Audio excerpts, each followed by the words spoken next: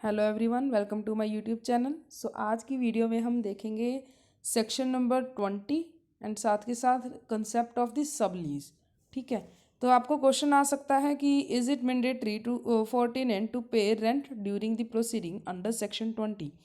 अब भाई सेक्शन 20 क्या है? वो है कि अब आपने कोई भी एप्लीकेशन लगाई है for the eviction of tenant under section 20 किसी भी ग्राउंड में। ठीक है, सेक्शन 20 सब सेक्शन 2 में ग्राउंड्स मेंशन की गई हैं। अगर आपने हमारी पुरानी वीडियो नहीं देखी तो आप वो देखें, क्योंकि उसी में हमने ये सेक्शन 25 जो है डिस्कस किया है और इस क्वेश्चन का आंसर जो है हमने दिया है। ठीक है, तो आप हमारी पुरानी वीडियो देख सकते हैं फॉर दैट पर्टिकुलर क्वेश्चन। ठीक है, तो अब हम देखते हैं क्वेश्चन नंबर 3। वो है what is sublease define it and it's concept in Punjab rent act.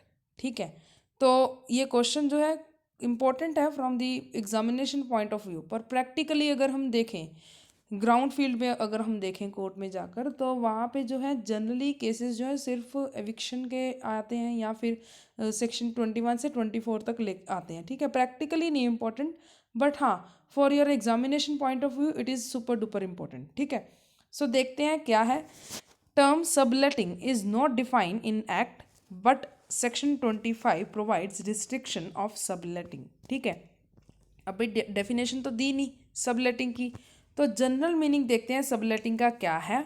General meaning यही है कि सबलेटिंग जो है तब अराइज होती है जब जो है लैंडलॉर्ड किसी भी प्रॉपर्टी, यहाँ पे प्रेमिसेस वर्ड आना था, प्रॉपर्टी नहीं है, किसी भी प्रेमिसेस को डायरेक्टली जो है लेट आउट कर देता है to the tenant, and tenant जो है वो डिसाइड करता है कि मैं उस ही प्रेमिसेस का पार्ट या फिर वो सारी ही प्रेमिसेस को किसी और पर्सन को लेट कर दूंगा। ठीक है, दे दूंगा। ठीक है, लेट आउट कर देगा वो। अब भी कोई प्रॉब्लम नहीं होती अगर जो है टेनेंट पहले ही ऑलरेडी ही ऑब्टेन कर ले कंसेंट ऑफ द लैंडलॉर्ड। ठीक है, परमिशन ज़रूरी होती है लैंडलॉर्ड की कि हाँ मैं जो है भाई सबलेट कर रहा हूँ इस पर्सन को, इस प्रेमिसेस को या फिर इस प्रेमिसेस के पार्ट को। ठीक है, पर प्रॉब्लम तब अराइज होती है जब जो है सब लेटिंग का नोटिस जो है टेनेंट नहीं देता टू दी लैंडलॉर्ड। ठीक है, और या फिर उसकी परमिशन के बिना। ठीक है, तो इसके लिए जो है लैंडलॉर्ड के लिए इम्पोर्टेंट है कि वो जान सके कि वो क्या कर सकता है इन दैट पर्टिकुलर केस, किससे जो है वो लीगल क्या वो लीगल एक्शन ले सकता है। सेक्शन 26 जो है वो यही बताता है कि रिस्ट्रिक्शन ऑन सबलेटिंग अमेंडमेंट हुई थी इस सेक्शन में इन 2013। ठीक है, तो सेक्शन 26 यही बताता है कि इसेंशियल कंडीशंस फॉर सबलेटिंग तो है सबसे पहले कि कंसेंट ऑफ लैंडलॉर्ड, चक्कर ही खत्म कर दिया वो वाला। ठीक है, कि उसको नॉलेज ना हो, उसकी कंसेंट होनी ज़रूरी है, और वो कंसेंट जो है वो राइटिंग में होनी चाहिए, ओरली नहीं होनी चाहिए। ठीक है, अगर जो है ये वाला पॉइंट फुलफिल हो रहा है तो फिर पावर है टेनेंट के पास कि वो सबलेट कर दे, चाहे उस प्रेमिसेस का पार्ट या फिर वो सारी की सारी प्रेमिसेस जो उसने टेनेंट के रूप में टेनेंट के बाय टेनेंट जो है हेल्ड की हुई थी, और ट्रांसफ़र कर सकता है या फिर असाइन कर सकता है, दे सकता है अपने राइट्स इन टेनेंसी या फिर उनके उन राइट्स के पार्ट को। ठीक है, किसी और पर्सन को। अब भाई राइट्स इन टेनेंसी टर्म जो है आपको किसी बियर एक्ट में कहीं में भी आई थिंक एक्सप्लेन नहीं की गई। अगर हम इसकी जनरल एक्सप्लेनेशन देखें, इंटरप्रिटेशन निकालें, तो फिर इसका मतलब यही हो सकता है कि right to use water, right to use gas supply. ठीक है, ये राइट टू यूज़ इलेक्ट्रिसिटी। अगर भाई टेनेंट राज़ी हो गया कि हाँ मैं शेयर कर सकता हूँ इन सभी राइट्स ऑफ टेनेंसी को विद द टेनेंट, ठीक है, या फिर और भी कोई राइट जो कि टेनेंसी एग्रीमेंट के थ्रू जो है दिया गया है by the landlord to the tenant, तो वो अगर राज़ी है कि हाँ मैं ट्रांसफ़र कर सकता हूँ या असाइन कर सकता हूँ, तो कंसेप्ट ऑफ सबलीज जो है अराइज हो जाएगा अंडर सेक्शन 26। ठीक है, तो सेक्शन 68 जो है वो पेनल्टी लगाता है कि अगर जो है टेनेंट सबलेट कर रहा है या असाइन कर रहा है या फिर किसी भी तरीके से जो है वो parts with the possession of whole और part of any premises in contravention of provision of section 26, उसने बिना कंसेंट के जो है लैंडलॉर्ड की कंसेंट के जो है किसी को भी असाइन कर दिया या फिर सबलेट कर दिया या कुछ भी करके जो है उस प्रेमिसेस का पार्ट या फिर उस सारी की सारी प्रेमिसेस को ही किसी और को दे दी, ठीक है। तो फाइन बताया गया है 10,000 रुपये, ठीक है। या फिर जितना उसने रेंट रिसीव किया है फ्रॉम द सबलेट, ठीक है, सबलेटिंग वो, या फिर एवरी और subletting for every month till such time the cause of complaint case ceases whichever is more or with imprisonment for a term of 1 month. अब भाई यहाँ पे इसका मतलब ये है कि जितनी देर तक, अब भाई लैंडलॉर्ड को जब नॉलेज होगी तभी वो केस फाइल करेगा ना, सूट फाइल करेगा। इन दैट पर्टिकुलर केस जब लैंडलॉर्ड को नॉलेज हुई उससे पहले तक जितने भी उसने रेंट रिसीव किए हैं, किसने, टेनेंट ने, फ्रॉम दी सब लीज, ठीक है, तो वो सभी रेंट पर मंथ वो है काउंट होंगे, उतना फाइन लगेगा। या फिर उन दोनों में से कोई भी ज़्यादा हो, किन दोनों में से, 10,000 रुपये में या फिर इस पर्टिकुलर सीन में, ठीक है। या फिर imprisonment for a term of 1 month, ठीक है। अगर it is difficult to compute the rent received तो फिर 5,000 रुपये का फाइन लगेगा, ठीक है। तो अब हम देखते हैं question arise when notice of creation and termination of tenancy shall be given to landlord and in which manner. अब भाई इस क्वेश्चन का आंसर जो है वो सेक्शन 27 में दिया गया है।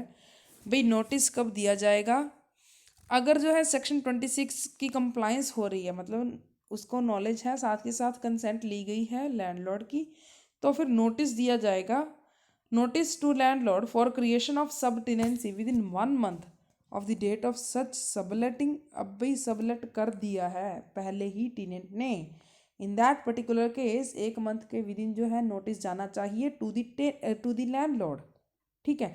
अब भाई जब वो सब टेनेंसी खत्म हो रही है, टर्मिनेट हो रही है, in the form specified in schedule 10 of this act, ठीक है। टाइम पीरियड नहीं बताया टर्मिनेशन के लिए, पर हाँ शेड्यूल बताया हुआ है। साथ के साथ सेक्शन 28 जो है कंडीशन लगाता है, वो condition when subtenant become tenant in certain cases, there are some conditions only when subtenant become tenant and these are as following.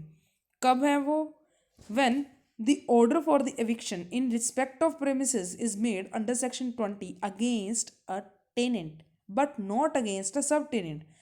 अब भाई मान लीजिए सेक्शन 20 में आपने दावा लगाया है, ठीक है, तो उस प्रेमिसेस में ऑलरेडी ही सब लीज की हुई थी, ठीक है, आपको नॉलेज भी थी बीइंग अ लैंडलॉर्ड, पर उसने उस पर्टिकुलर दावे में आपने जो है सब टेनेंट को पार्टी नहीं बनाया था, ठीक है, और ऑर्डर फॉर एविक्शन जो है वो पास हुआ है ओनली फॉर द टेनेंट, ठीक है, तब जो है वो सब टेनेंट टेनेंट बन जाएगा।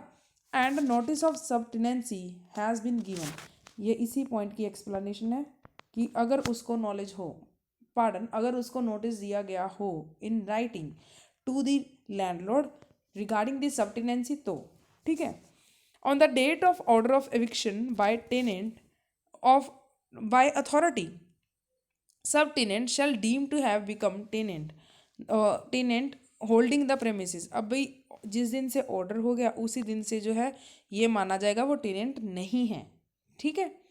आपको याद होगी टेनेंट की डेफिनेशन जो है हमने की थी हमारी पुरानी वीडियो में, आप चेक कर सकते हैं डेफिनेशन वाली, ठीक है।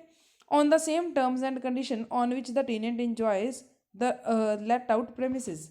अब भाई ये जो पॉइंट है, ये आप कहोगे मैम ये पॉइंट कहाँ से टपक पड़ा, भाई ये फर्स्ट सेकंड और थर्ड, ठीक है, ये इफ़ेक्ट है, ये हम बता रहे हैं कि क्या इफ़ेक्ट होगा उस पर्टिकुलर केस में, ठीक है। और जो जब सब टेनेंट जो है टेनेंट बन जाए, अब भी सब टेनेंट जो है वो इंजॉय कर सकता है after converting him into tenant, ठीक है, on the same terms and condition, जो कि पहले वाला जो अब टेनेंट नहीं रहा उसने उस कंडीशंस पे जो है इंजॉय की है उस प्रेमिसेस को।